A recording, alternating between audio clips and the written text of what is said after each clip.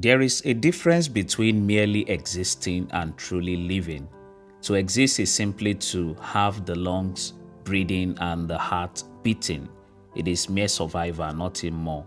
But to live is something deeper. It is to be in a state where every moment is worthwhile, where peace fills the soul, joy lights up the heart, and even the smallest acts are filled with meaning and purpose.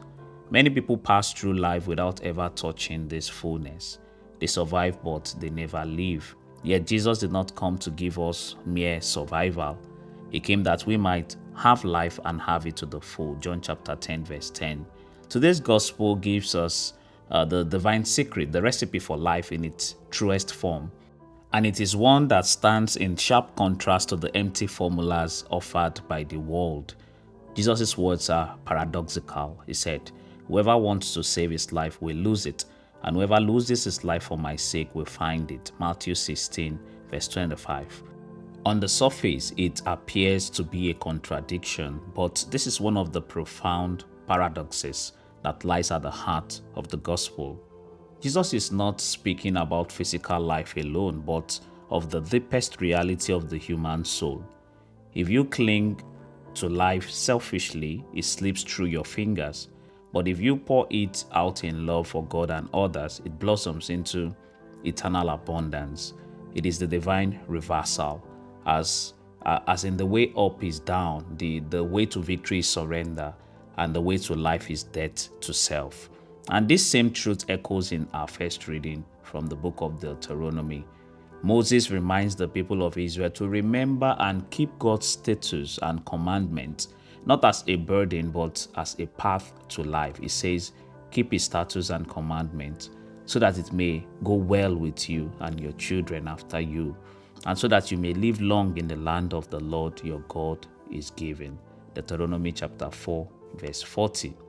In Hebrew thought, to live is not merely to keep breathing, but to live in shalom, in peace, which is a harmony of relationships with God, with one another, and with the whole of creation. It is a life under God's blessing, a life that flourishes because it is rooted in God. And this is why Moses tells them to acknowledge and take heart that the Lord is God and there is no other. Only by aligning our lives with God can we move from mere existing to living. Jesus in the gospel unfolds that alignment in three movements. And here the order matters, for they are not random commands but steps in the ascent of the soul. First, we must deny ourselves. We often reduce self-denial to giving up chocolate during Lent or skipping a comfort for charity's sake. But the Greek word used here means either to disown oneself or to refuse ownership over oneself. It is a radical dethroning of the ego and the enthroning of God. This is not just a matter of modifying or skipping habits for a while. It is about shifting the ruling center of our lives. Imagine a kingdom where the wrong king sits on the throne. The whole realm falls into disorder. In the same way, when the self rules instead of God, life becomes disordered. So self-denial means surrendering that throne once and for all to God, and then living each day as a constant yes to Him.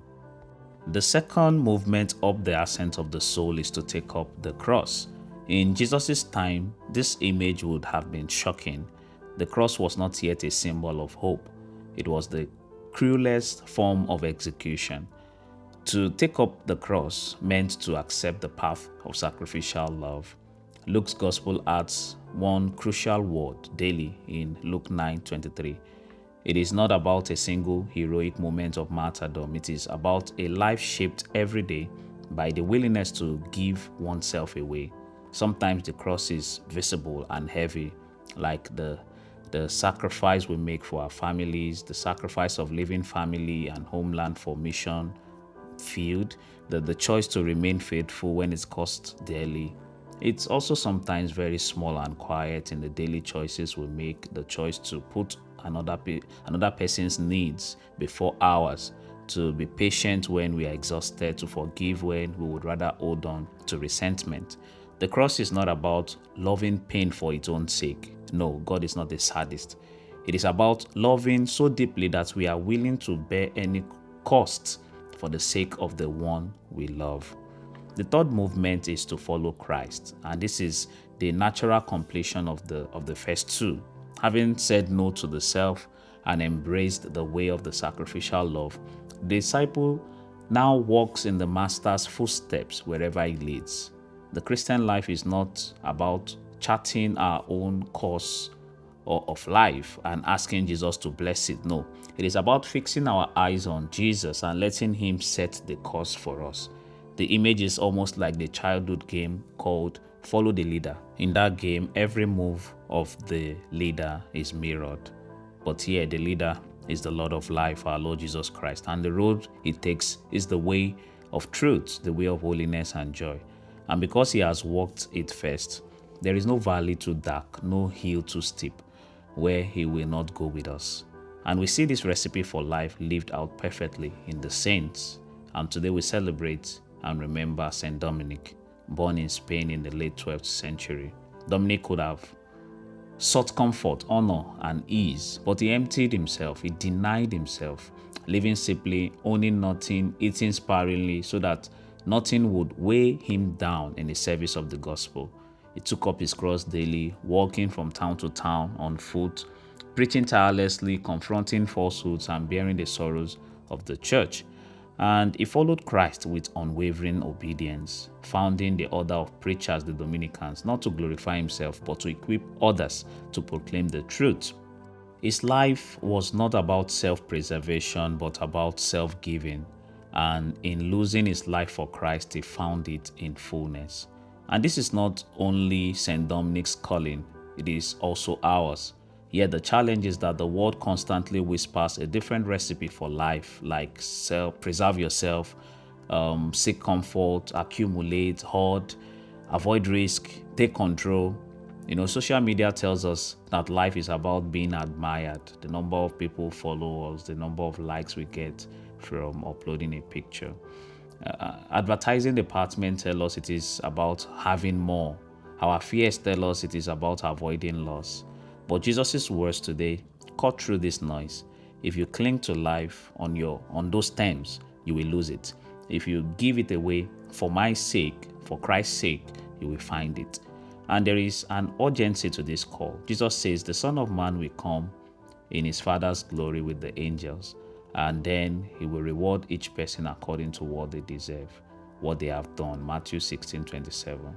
The choices we make now, whether to keep our lives for ourselves or to give it away in love, will echo into eternity. And this is not just a recipe for a better life here on earth, it is the recipe for eternal life with God in heaven. So the question becomes unavoidable. Am I existing or am I truly living? Is my life ruled by self or by God? Do I embrace the cross daily or do I spend my energy avoiding it? Am I following Christ everywhere he leads or only when the path feels safe or comfortable? May St. Dominic pray for us that we might have the courage to lose our lives to Christ and in doing so find him. And may we live not just with our heart beating and our lungs breathing, but with our souls alive in the one who is life himself. Amen. May the Lord bless his word in our hearts in the name of the Father, and of the Son, and of the Holy Spirit. Amen.